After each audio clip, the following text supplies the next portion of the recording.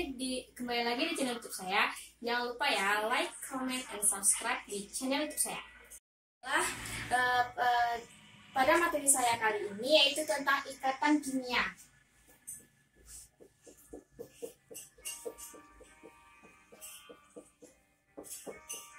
Yaitu dengan tujuan yang pertama kaidah oktet dan duplet.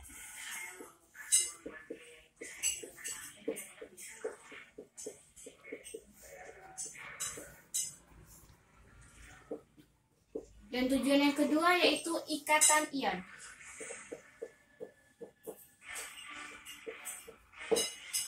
Inilah tujuan materi saya pada kali ini.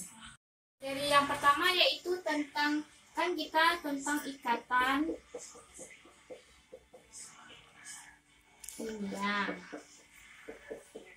Yaitu saya akan memberikan contoh, yaitu garam kan rumus kimia itu NaCl. Kalau air itu rumus kimia kan H2O. Nih. Jadi kalau NaCl ini dia itu ikatan ion, yaitu berikatan ion. Sedangkan H2O ia adalah ikatan kovalen.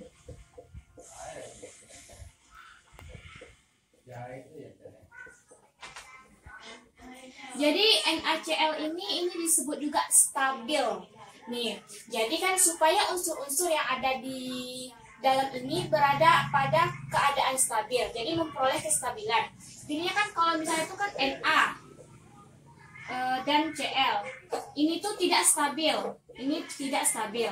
Jadi yang stabil itu yaitu NaCl, yaitu menggabungkan.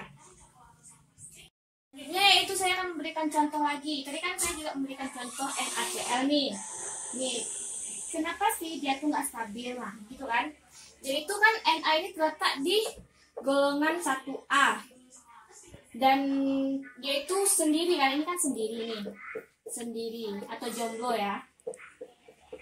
Jadi Na ini tuh dia tuh sangat reaktif. Sedangkan Cl itu kan dia berada di golongan 7A. Dia itu juga sendiri ya atau jomblo. Dia itu sangat beracun. Nih, jadi NaCl ya, nih. Jadi NaCl ini yaitu dia berikatan. Tentunya kan dia itu berikatan Na dengan Cl. Nih, dia juga membentuk senyawa yang sangat bermanfaat. Contohnya kan ini kan garam dapur yang selalu kita konsumsi kan kadang-kadang gitu. Jadi tuh NaCl ini dia tuh bersifat lebih stabil daripada Na aja dan Cl aja. Karena kan Na ini sangat reaktif, sedangkan Cl ini sangat beracun. Jadi jika kita gabungkan maka dia akan menjadi garam dan sangat bermanfaat bagi kita. Jadi ikatan kimia itu ini. Jadi ikatan kimia ini dia itu bersifat ion, dan kok ada kovalen, lalu logam. Jadi ion ini sama dengan keelektrokovalen.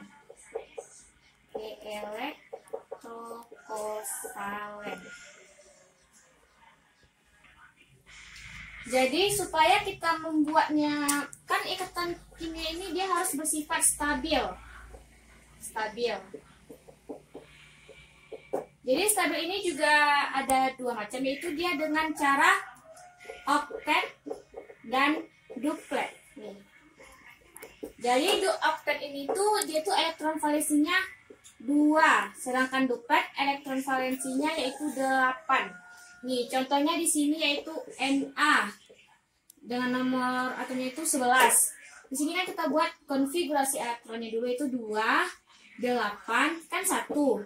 Jadi itu kan otomatis kan elektron valensinya itu kan 1. Berarti kan dia nggak stabil karena dia harus 2 atau 8. Jadi karena lebih dekat kan itu 8. Jadi kita jadikan ini Na plus, karena dia itu kalau Na plus itu jadinya kan melepas elektron. Jadi dia hasilnya itu akan 8. Jadi elektron valensinya itu 8 karena dia melepas elektron. Maka karena ini dijadikan itu karena Na itu Na plus, kan di mana-mana kan Na itu kan Na plus kan. Nih, karena ini tuh namanya stabil. Sedangkan ini tadi tuh tidak stabil. Nih. Selanjutnya yaitu ada lambang Lewis atau simbol Lewis. Yaitu lambang Lewis atau simbol Lewis. Nih. Jadi lambang Lewis itu yaitu lambang untuk menyatakan,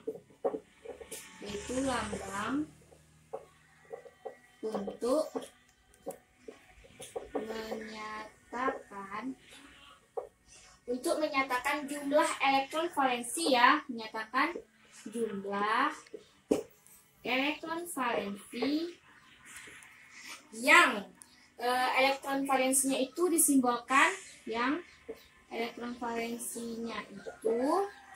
disimbolkan titik atau dot ya dalam bahasa Inggrisnya. Jadi dia itu berada di sekeliling unsur tersebut. Itu berada di sekeliling unsur tersebut. Jadi kan lambang Lewis ini itu tuh menyatakan elektron valensi. Nih, yaitu kaidah oktet.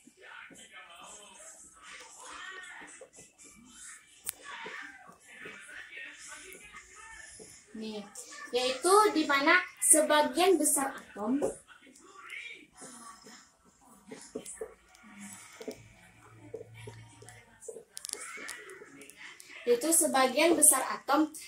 berusaha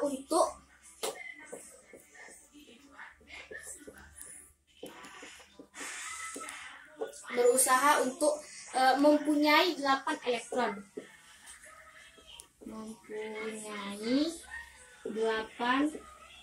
elektron. Pada kulit elektron terluarnya.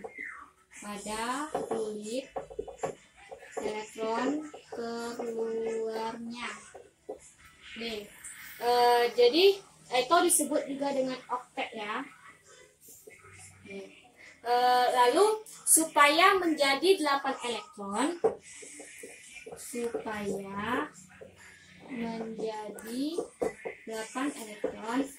jadi itu atom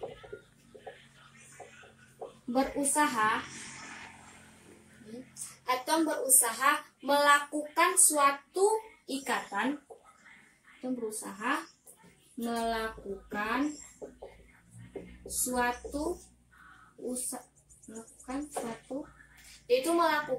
suatu ikatan kimia.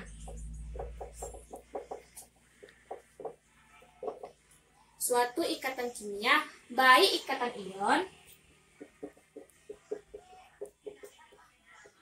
ikatan ion maupun ikatan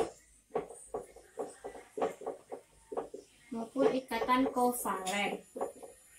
Nih, jadi di sini saya akan mencoba memberi maksudnya itu ada triacid namanya.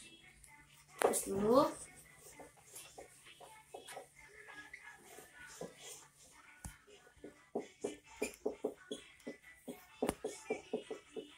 Nih, dimana jika elektron valensinya itu yaitu 1, 2, 3,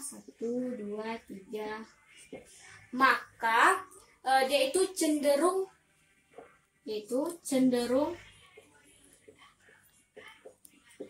melepaskan ya. Cenderung melepaskan elektron. Nih, dan jika elektron valensinya itu 4, 5, 6, 7, dia itu bersifat cenderung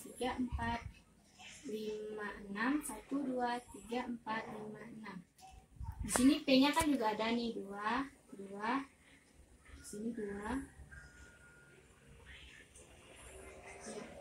Di sini 2, di sini 2. Jadi kan kita ikatkan itu, maka di sini tuh sudah ada 8. Ya kan? 8, 2, 3, 4, 5, 6, 7, 8. Di sini juga 8.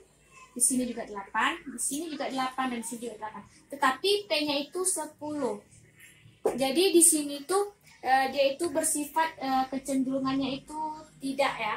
Jadi itu kalau misalnya itu PCl3 kita coba ya. Itu ada PCl3. Di sini itu kan P, Cl-nya 3, Cl, Cl, Cl. Di sini tuh kita buat juga ininya. Tadi kan 4, 5, 6, 2, 3, 4, 5, 6, 3, 4, 5, 6. Di sini juga ada 2, 2. Jadi di sini juga ada 2. Jadi di sini ini sudah ada 8 elektron valensinya, di sini juga 8, di sini juga 8, dan P-nya juga ada 8. Jadi ini tuh disebut stabil ya. Terus selanjutnya yaitu H. Misalnya itu H2. Jadi kan di sini kita buat H kan memiliki nilai elektron valensinya itu 1, jadi di sini 1. Nah, di sini kan bisa tuh dia berikatan menjadi 2 elektron valensi dan juga menjadi 2 elektron valensi juga. Berarti di sini disebut juga dengan kaidah duplet. Karena kan duplet itu kan 2 tadi kan. Nah, di sini disebut dengan duplet. Selanjutnya yaitu penyimpangan aturan oktet. Itu ada yaitu penyimpangan aturan oktet. Itu penyimpangan aturan oktet. Nih, yang pertama itu oktet tuh tak lengkap. Nih, oktet tak lengkap. Nih, yaitu maksudnya penyimpangan ini terjadi nih.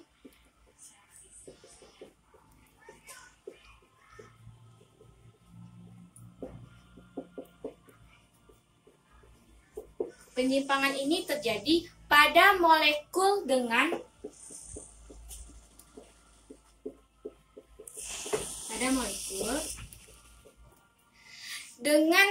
atom pusat. Dengan atom pusat yang dikelilingi kurang dari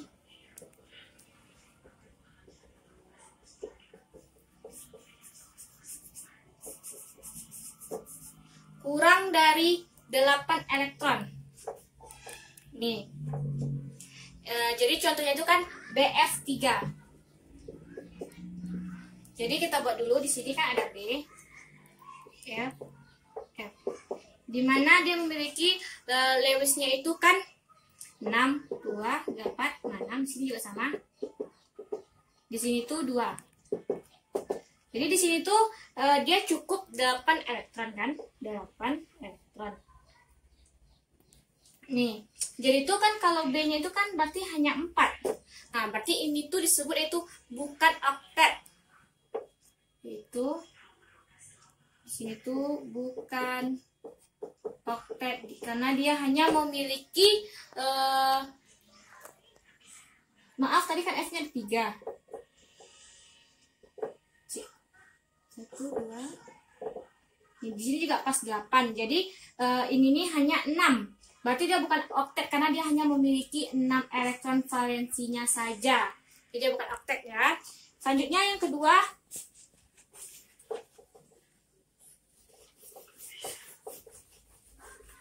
penyimpangan yang kedua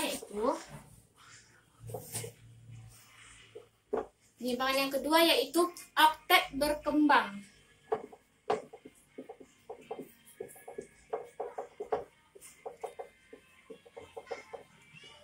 Yaitu penyimpangan ini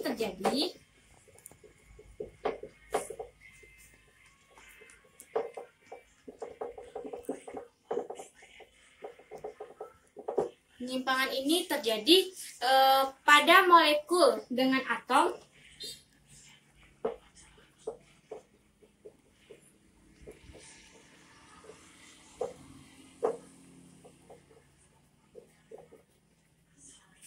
yaitu dengan atom pusat yang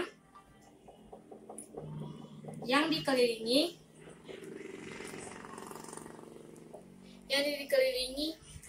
lebih dari 8 elektron. Jadi contohnya itu seperti PCl5 tadi itu kan, nih PCl5. Di sini PCl. Nih PCl5 kan. Di sini tuh dia memiliki elektron valensinya itu 6.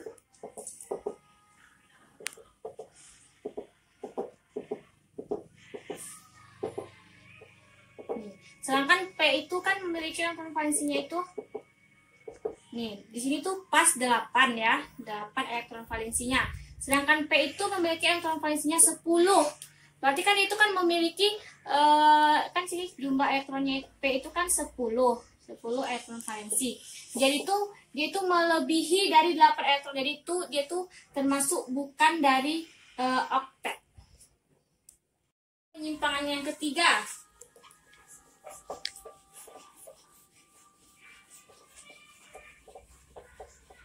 Penyimpangan yang ketiga yaitu spesi, yaitu spesi dengan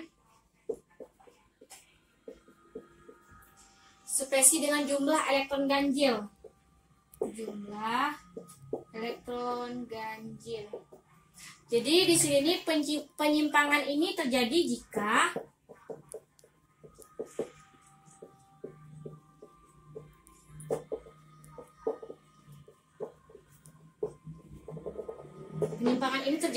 jika jumlah total elektron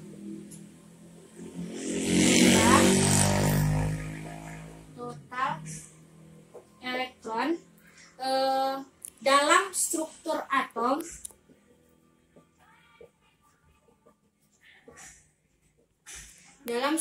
atom tersebut adalah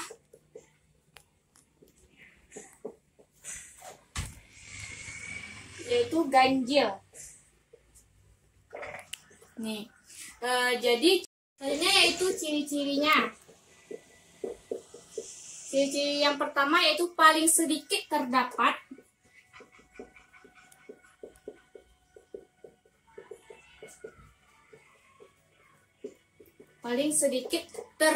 satu elektron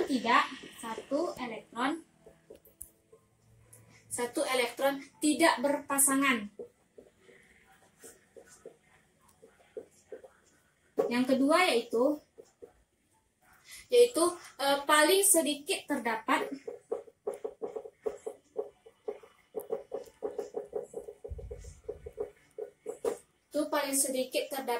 satu elektron yang tidak mempunyai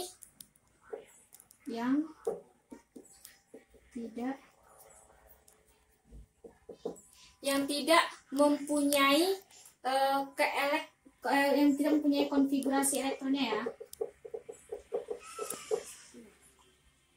Contohnya yaitu pada NO2.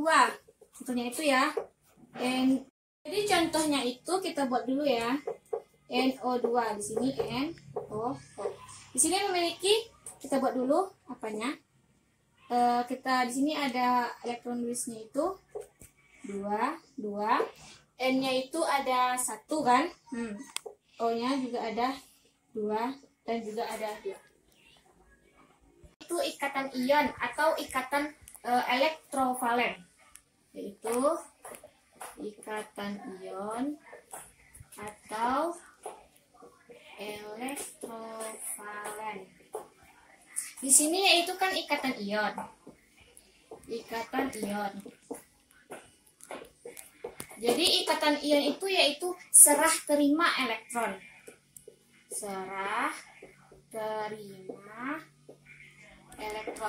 Jadi arti serah ini tuh artinya itu dia tuh melepaskan elektron.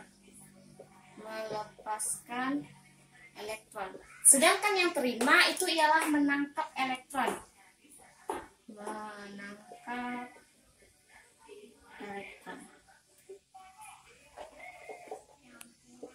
Nih, dimana ikatan ion tuh dia harus stabil ya.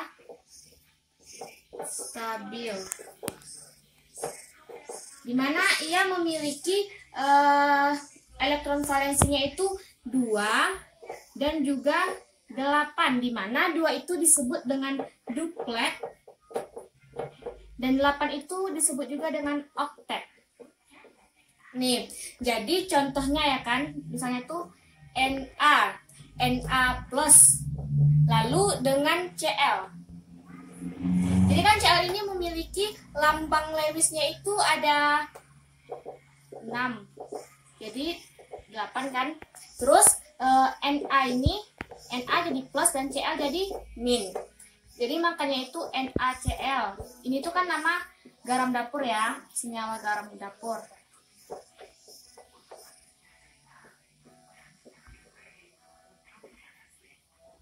Nih, jadi yaitu ini membentuk senyawa ion. Senyawa ion.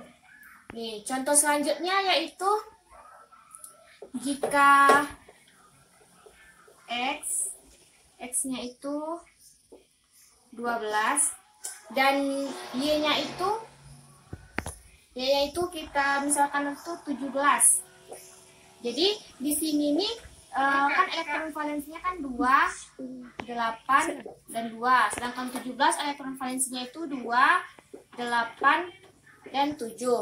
Jadi di mana X ini 2+, dia akan melepaskan 2 elektron kan, berarti jadi dia itu 2 dan 8 elektron valensinya. Sedangkan Y ini dia tuh 2Y-.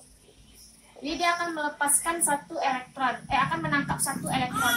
Jadinya itu konfigurasi elektronnya itu 2, 8, 8. Jadi dia akan menjadi X, Y2. Selanjutnya yaitu contohnya lagi itu yaitu kan X12 yaitu 2+ kan. Sedangkan Y yang tadi itu yaitu 17Y-. Jadi kita akan menambahkannya itu dengan X2+ dan dengan 2Y-. Lalu ini akan menjadi XY2. Nih, selanjutnya juga ada cara yang lainnya juga. Selanjutnya yaitu X dan RA ya. Itu dimana X ini 57 dikurangkan dengan 54. Dan RA ini yaitu 84 dikurang dengan 86. Maaf, 89 kurang 86. Jadi kan di sini itu kan dia tuh 2x3+, dan di sini tuh jadinya R-nya itu R3.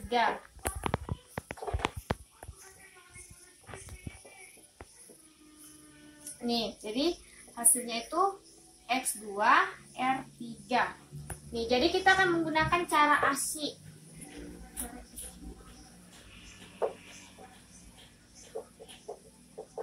Itu dengan memakai gas mulia ya, yaitu kan ada helium, He, yaitu juga ada dengan neon, argon, krypton, xenon, dan radon. Di sini ia memiliki nomor atomnya itu H.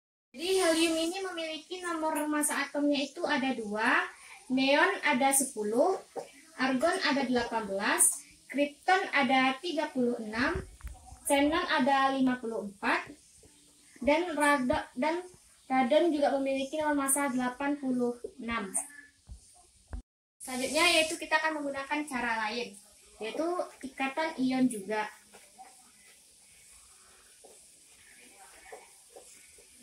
Jadi kan ikatan ion tadi itu kan serah terima transfer elektron, yaitu serah terima atau mentransfer elektron.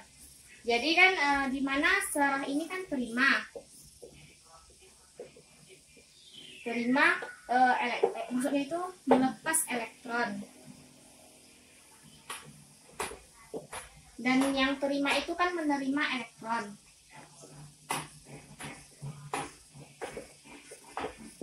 Nih, jadi di mana itu untuk melepas elektron itu unsur logam, yaitu unsur logam, yaitu di mana atau elektropositif.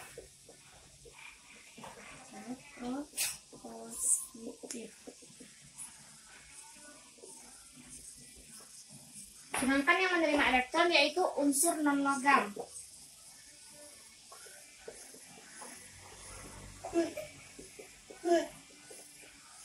yaitu atau elektronegatif.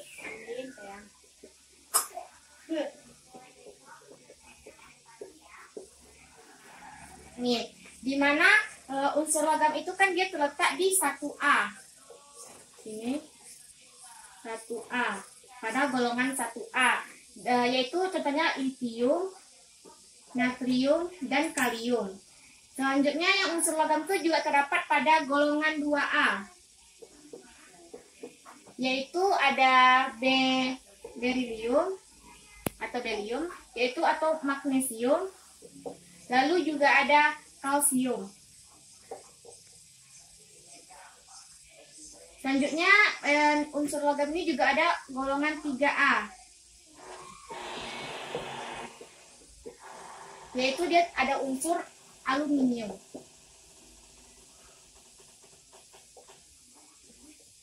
Selanjutnya pada unsur non logam atau elektronegatif itu terdapat pada golongan 7A, di mana terletak pada unsur fosfor, ada Cl, Br, dan ada I. Selanjutnya juga terdapat pada 6A, yaitu ada unsur oksigen dan F.